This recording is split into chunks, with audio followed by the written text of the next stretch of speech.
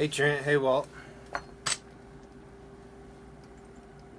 Okay, looks like the picture's alright. Alright guys, so hold on, let me turn the sound down on this. Okay, so arrows. There's a lot of different material shaft-wise that you can use, and depending on me personally, I shoot traditional, so I like wood shafts. Nothing against carbon, I just prefer wood shafts. For me, they tend to fly a little bit better. They can bend around the bow a little bit better. If you're shooting compound bows or say crossbows, you'll most likely be using carbon arrows. Aluminum shafts are pretty good, and they're good out of recurve bows as well, and compounds. I've seen some in crossbows, but you got to be careful with aluminum. If you get a little nick or bend in the side of it, when you go to shoot it, it can actually bend as it's coming off the bow, and that can be kind of dangerous sometimes. Same with wooden and carbon arrows. You want to check your shafts on the sides and make sure you don't have parts where the wood's peeling off or the fibers of the carbon's coming off and such. And you'll have the same things where carbon fiber or wood, it can actually shatter and go into your hand, and I've seen some pretty nasty pictures. So but in the wild, you'll most likely be using materials such as river cane or any type of canes. Out here, we don't have much that I can use, but I know you can make them out of the stalks of the yucca plant out here. You can make arrows out of cattail stalks.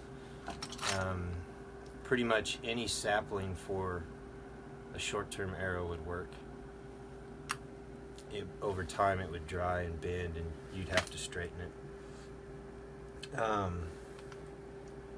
Let's see. And that brings me into straightening. So what the natives would traditionally do is when they'd get their shafts, they would bundle them into a bundle and wrap it, and that would help those dry straighter than they would if you would just lay them out and let them dry. And they will tend to bend pretty bad. So that would limit the amount of straightening they would have to do after those would dry. And then they would use, and I looked for my straighteners, I couldn't find them. But both of mine are about 10, 12 inches long or so. And one of them has two holes in it. One's a bigger hole and one's a smaller hole. And you would heat that arrow in the spot you want to bend it to, not burn it, but heat it to where it's pliable. And then you'll use that straightener to help hold it in position while it's cooling, and it'll hold that bend that you put into it. My other straightener is about the same. I think it's actually an inch or two shorter, but it has a notch in the side that's kind of curved on the edges, and it basically does the same thing. And you can make those out of bone or wood, or just pretty much any materials that you can find in the wild.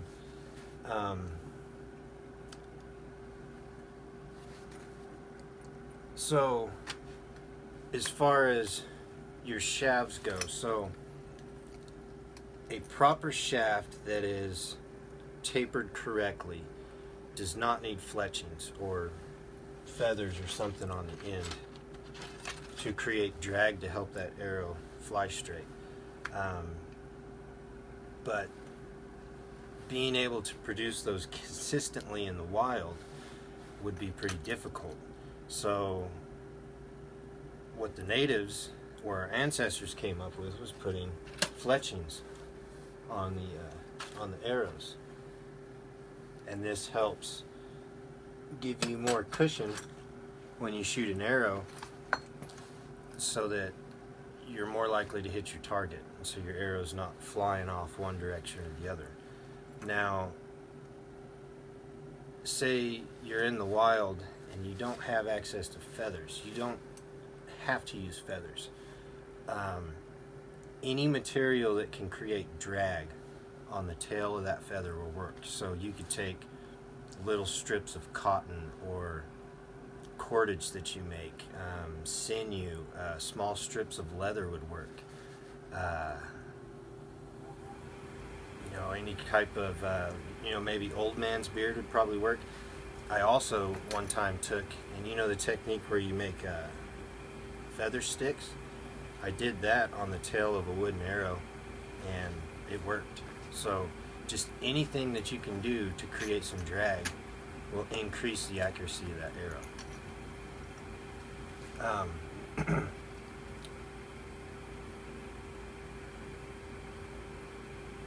So most likely what you will buy if you go to a store and buy your arrows is carbon fiber, and you'll see a lot of these little Blazer short vanes. I didn't grab some longer ones. I've got a bunch of arrows in the house, but these are a 3-degree offset, or you might find a 1-degree. You'll rarely find a helical. I've never seen, in a factory made arrow, I've never seen one with a helical on there. You'll also find some straights. When you get into compound bows is where all the technical stuff, and I used to shoot compounds for years and I got out of them. I'm glad I got out of them too, but I learned a lot about arrows over the years, both traditionally and compound. But what I do, so out here where shafts are harder to find, I order cedar shafts. And a traditional arrow will have a hand-carved knock back here. But the reason I don't use these is because I hunt with my arrows. So if I break this, I'm sacrificing length of my arrow to make another one. Whereas since I use plastic knocks, if I break this plastic knock off, I can just simply replace it and I don't lose any length of this arrow shaft. So when you buy store-bought arrows, they're going to most likely have these plastic knocks on here. Now, in the wild, you're not going to have replacements for these unless you take them with you. So you will have to carve off this point, because this is tapered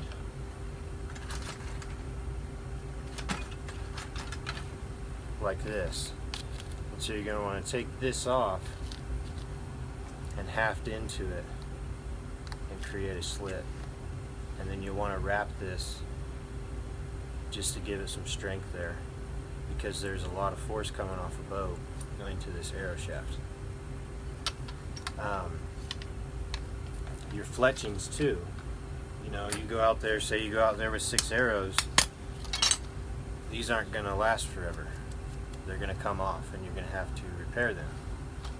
Eventually you're going to have to make your own arrow shafts, but you'll have to repair these. And the way you do that with feathers,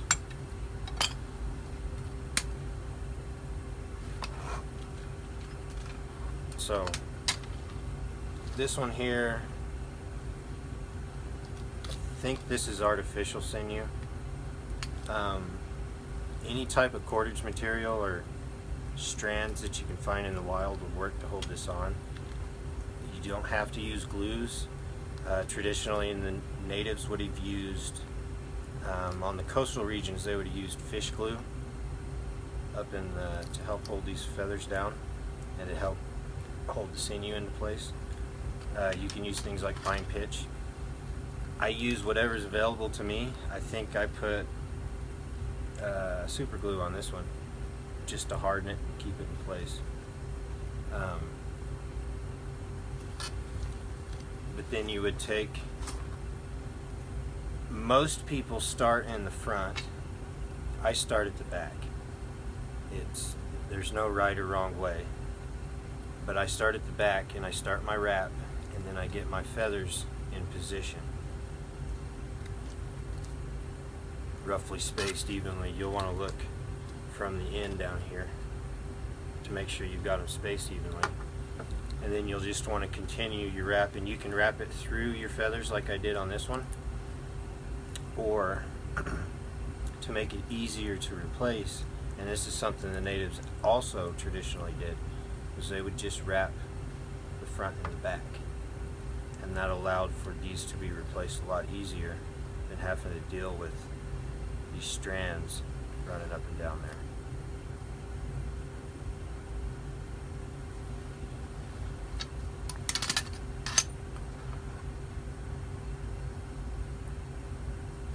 Yeah, fiberglass. I remember fiberglass arrows. I've got a few in the house. They don't hardly ever break. Here's a good example of the the helical I was talking about. See how it kind of wraps around the arrow a lot more. What that will do is just, one, it creates a little bit more drag on the tail and slows the arrow down because it's spinning this arrow a lot faster than it would if your fletchings were just coming down straight or straighter like this arrow here. This arrow will fly faster, but this arrow will also be a little bit more inaccurate than this one here. And so this brings me into what's known as flu-flu arrows.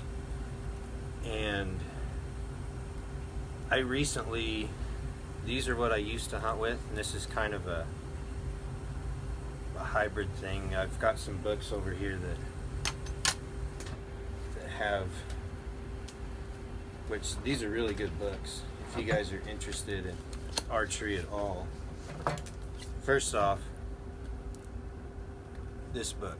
This is a little hidden gem that I found. It's basically a Bowyer's book, and it was written by a Native American,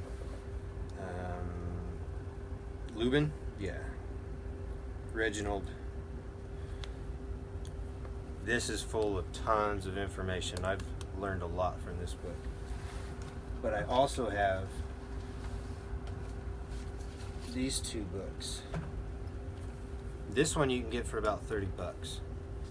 And these show all the bows, arrows, and quivers in North American native tribes that they have in, like say the Smithsonian Institute and such. And they have measurements for each bow.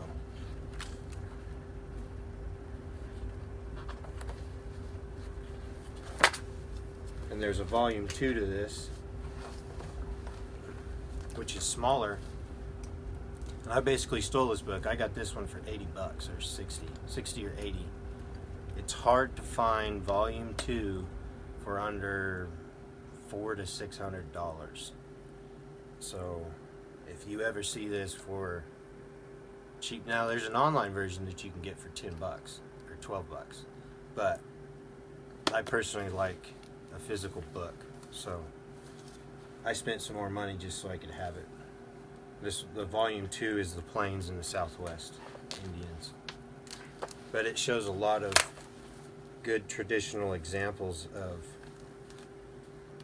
the way the natives. Here's a good one, like I was saying, where they just wrap on the front and the back here. You can see there's a space between there.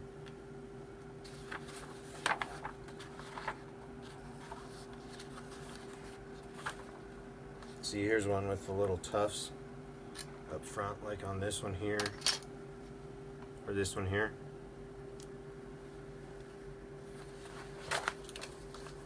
But anyway, I strayed from my flu-flu arrows. So, what's a flu-flu arrow?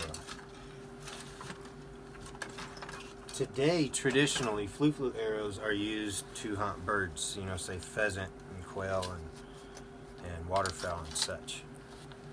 And so a flu is an uncut.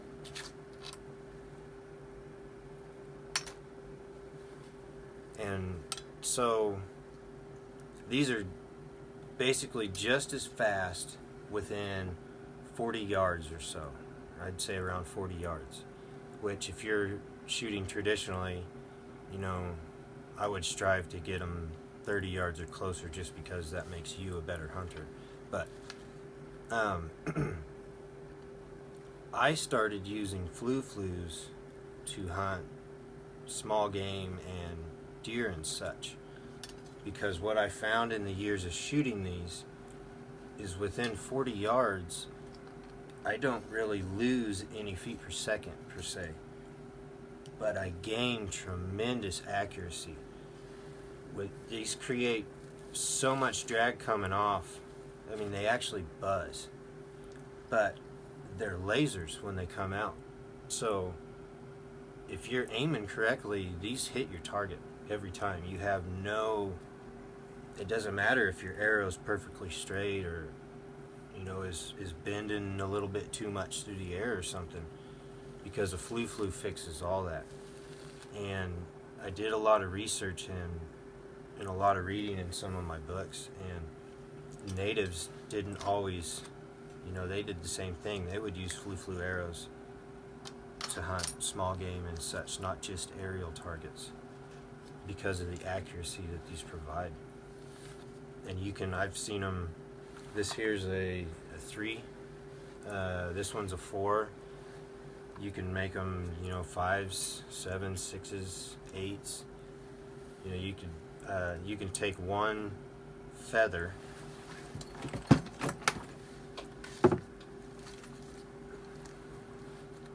and once you get the half of this off, you could take this feather and take one feather. So say you are in the wild making arrows and you find one feather and that's all you find. You can make a flu with one feather. And so what you would do is you would start on this tail end and just spiral wrap it all the way down and tie it up front. And all these little strands here, these will break apart and they'll fluff out, and it will create enough drag to increase the accuracy of your arrow. I love flu arrows. And so that brings me into getting fletchings from these. So your modern fletchings are cut, chopped. I've got some examples. Here's a good example. So this is a chopped fletching.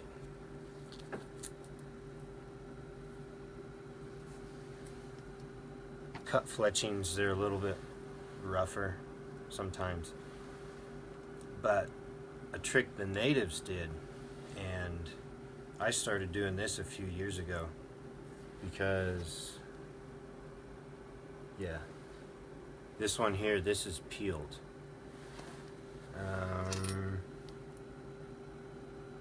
This was one I had cut.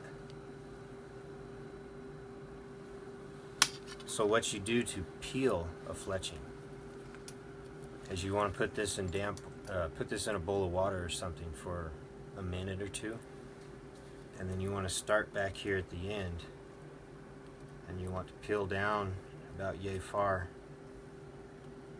and you'll pinch it there and start peeling it, and you'll peel the feathers off all the way up to up here, and then you can cut that free. And it keeps your fletching a lot closer to the shaft. So, you know, I shoot off my hand. My bow that doesn't have a arrow rest in the side, so I actually shoot off my hand. So with a peeled fletching, it's not going to grab my hand and over time, you know, cut this. I've got scars here from arrows for over the years,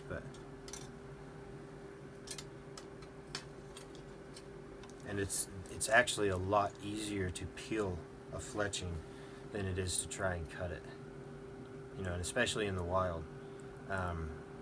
I've done them with pocket knives and such, but peeling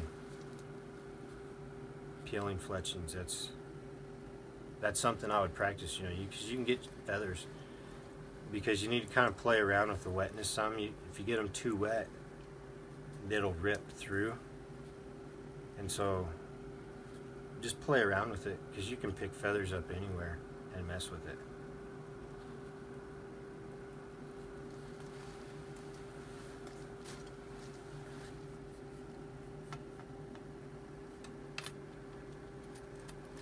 Yeah, well, I'll do that. Hey, Tom. And Matt.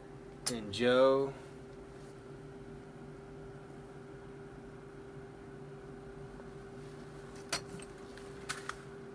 Alright, let's see.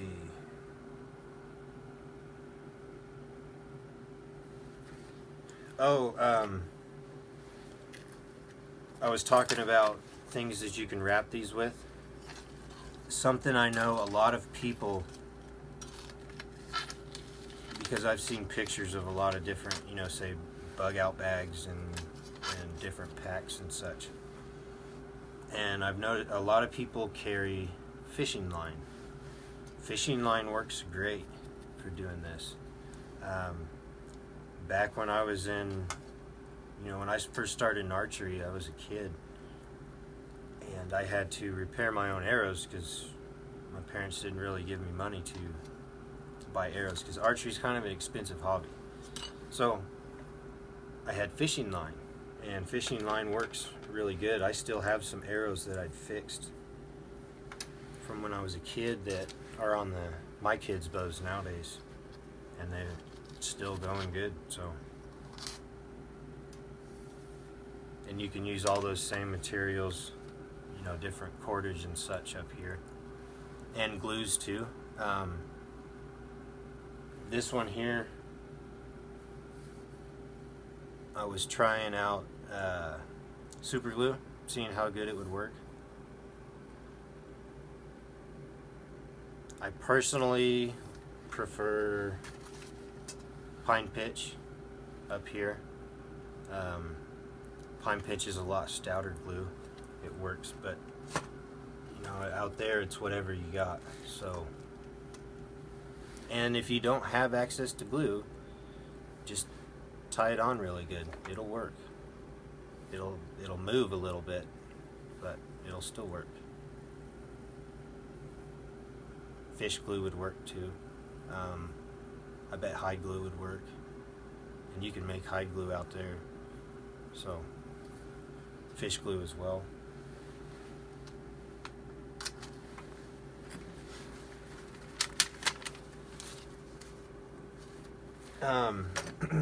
So as far as your points, I did some videos where I was making some, some stone points, but that's something not everybody can do. But anything will work. A wooden point. Natives used wooden points.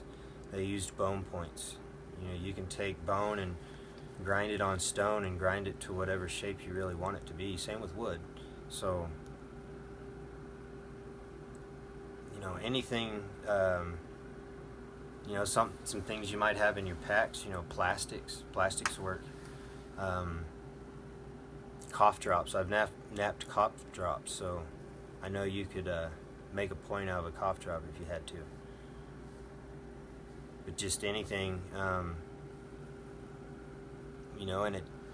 you could even just grind down the point of your arrow shaft as well. It wouldn't be as accurate at far ranges, but really, ideally, you want to be shooting up close so that you make sure you're not missing the animal anyway. So, but this would work. It's just whatever you can do out there. Once you, say, for example, you were able to make one arrow shaft, but you couldn't find any materials for a point, and so you just ground this to a sharp point, and then you used this to shoot a rabbit. and you got that rabbit. Now you've got bone that you can make more points to make more arrows that will be more effective than this. So just always look for things out there that will work. Also, aerial targets. So if I was to shoot, say I kicked a pheasant up, and I was to shoot an arrow like this at that pheasant, and I missed that pheasant, this arrow is going to continue on an arc until it comes down and hits in the ground. And it may go 60 to 140 yards or more. So you're probably going to lose this arrow.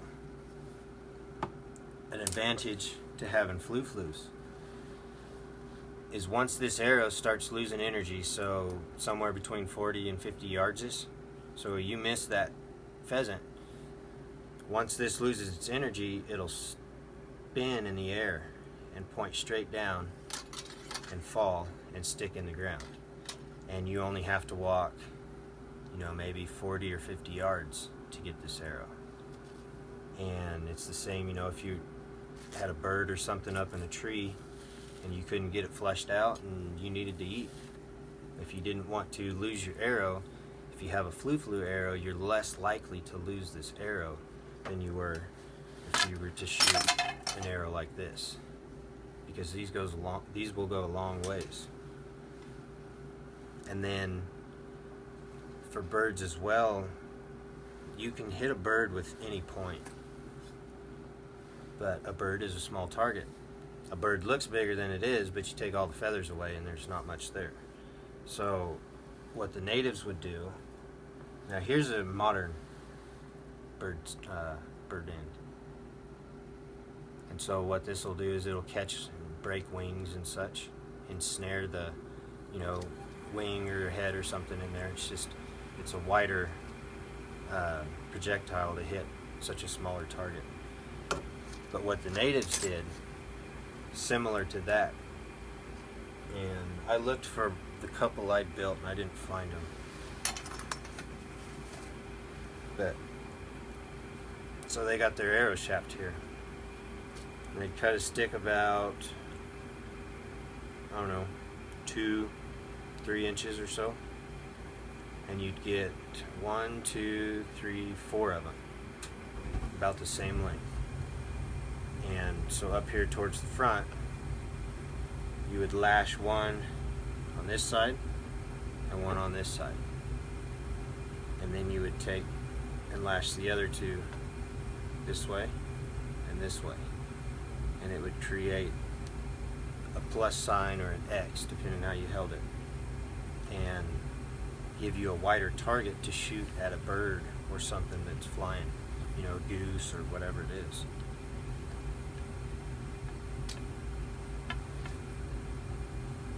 And those work awesome for small game too.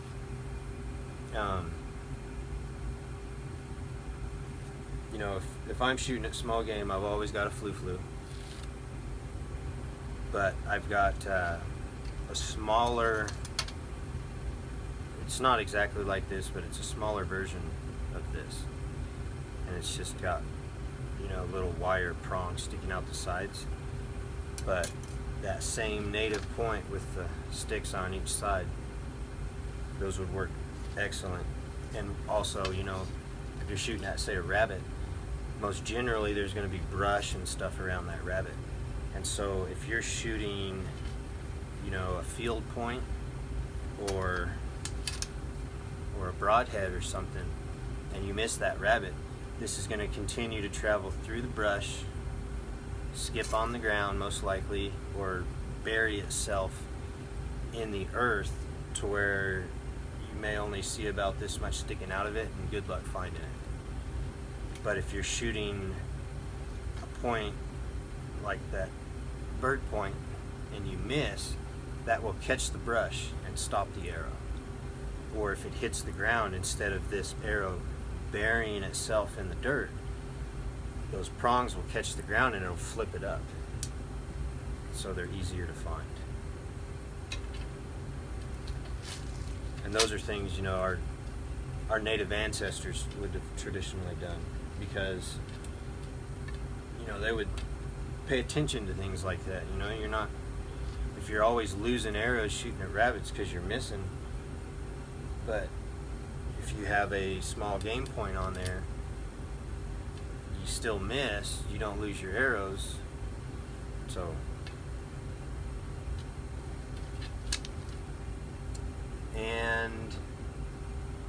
So lastly, let me see if I got other comments.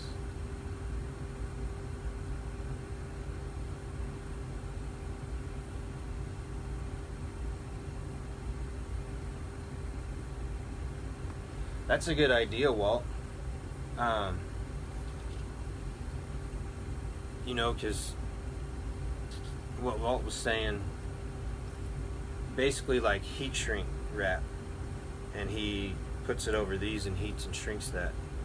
The cool thing about doing that too is as you had to replace these with heat shrink tube, it kind of forms to this, so you could take and pull these out and probably slide a new one in pretty easily.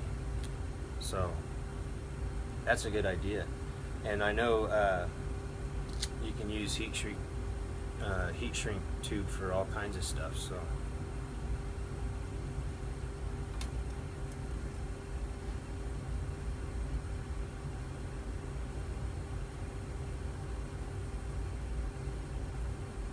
yeah, those would too, or bird bones too. Those would bird and fish bones would be lighter too, so your arrow would go a little bit faster as well. So lastly, I don't think I missed anything. I'm sure I'll think of stuff later that I should have covered, but force shafts. So here's a good example of why you would want a force shaft. So say you're out there in the woods and you're able to build 3 arrows, and you're in an area where you've got deer, turkey,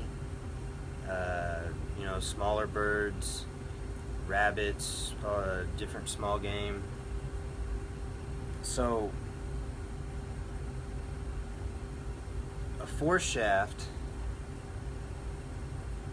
is about, I've seen them anywhere from 4 inches to 8 inches long, and it's a shaft that slides onto this arrow shaft, and generally they'll slide in about 1.5 inches to 2.5 inches or so, and your force shaft would have wraps on there to keep it from splitting out. Traditionally you saw these more with natives that lived in regions where they had cane, like river cane or different strains of bamboo or something, because those hollow tubes of the cane and such were a lot easier to make force shafts. So, and I want to say Ishi had force shafts on him as well. So the advantage to a force shaft is, so I've got 3 arrows and say 3 force shafts with some stone points I'd made, 2 force shafts with that crossed bird point, and maybe a blunt force shaft for hitting a bird or something, or a squirrel or something up close, where if you were to miss, you didn't actually want your arrow to stick in the tree or something. So now those 3 arrows you have, depending on what game you come upon, you can swap the force shafts out. So say you're hunting for deer and you hear a pheasant cooing, you swap out your bird point here, or your arrowhead, you swap that out and put that small game or bird point on there, and go flush that bird up and shoot that bird, strap that bird to your pack, change your force shaft back out to your other point and continue on your hunt for your deer or turkey or whatever you're going after. So that was a pretty ingenious invention that ancient man had. So it allowed for, instead of having to lug many arrows around for different, uses, you could lug fewer shafts around and just swap the foreshafts out. So, but yeah, painting or sealing the shafts. If you're in the wild, that's something you'd want to do. You can use animal fats or greases. Say you were to boil the brain and you had, to tan the hide that you'd gotten. There's a lot of oils in that. You could use that to seal these up. Paints, generally that was just, a personal thing. But if you can make your own paints out there, paint them up, make them look better. Another thing that they found on some traditional native arrows is blood grooves. So they'd carve grooves in the shaft coming down, either zigzagging or slowly spiraling around. And that way, if this shaft were to stay in that wound channel, it just allowed the blood to come out a lot easier. Not, coagulate up and seal that wound to where your animal's going to go 15 more miles or something that you have to track it. So,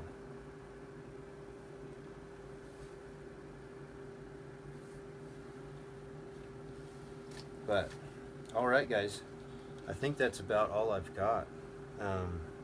Or at least that I can think of right now.